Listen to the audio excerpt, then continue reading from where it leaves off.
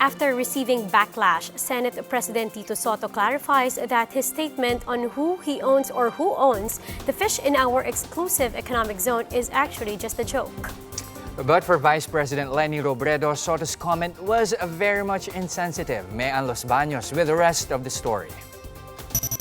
Senate President Tito Sotto is under fire following his statements on the country's exclusive rights to fish in our territorial waters. In an interview with ANC, Sotto said it's very difficult to define and gauge the scope of our country's rights in the West Philippine Sea. He pointed out that fish swimming in Philippine waters could have come from China and vice versa. This, he said, makes it harder to say who actually owns what. But after his statement created a ruckus online, Sotto clarified that his comment was actually a tongue-in-cheek statement. He also expressed his sadness because, according to him, only a few were able to fully understand his remarks. Meanwhile, Vice President Leni Robredo called Sotto insensitive. She also hit back at Duterte for allowing China to fish in the country's EEZ, saying it's high time for him to brush up on the Constitution.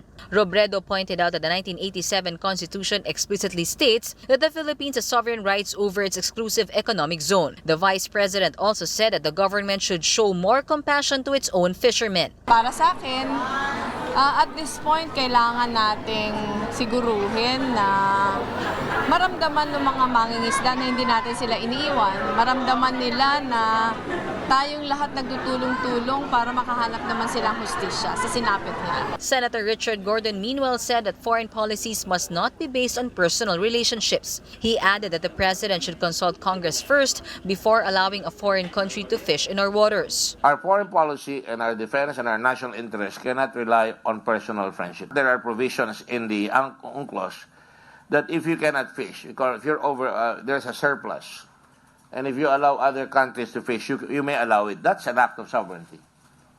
But the president should consult Congress on that matter. However, Gordon noted that given all these discussions, it isn't the right time to discuss impeachment. Bakit mo pag-uusapan yung kung ano ng impeachment? Pagtatawanan tayo niya mga yan eh. It's a classic divide and rule. On the other hand, the palace continues to defend the president's statement, saying Duterte was simply misconstrued. Presidential spokesperson Salvador Panelo clarified that what the president really meant was that he trusts China stay true to its word that it won't fish in our EEZ. Tamang reaksyon sa maling premise. So in other words, ang sagot niya ron, it is not necessary to prevent them from fishing because they will not do that. In other words, why should I prevent somebody to do something when he is not going to do that?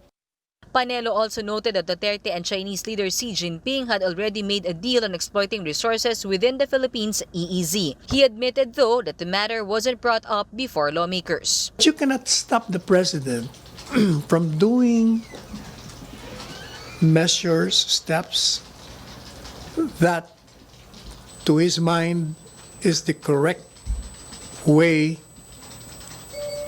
to obey the constitutional command to him to protect and to serve the Filipino people.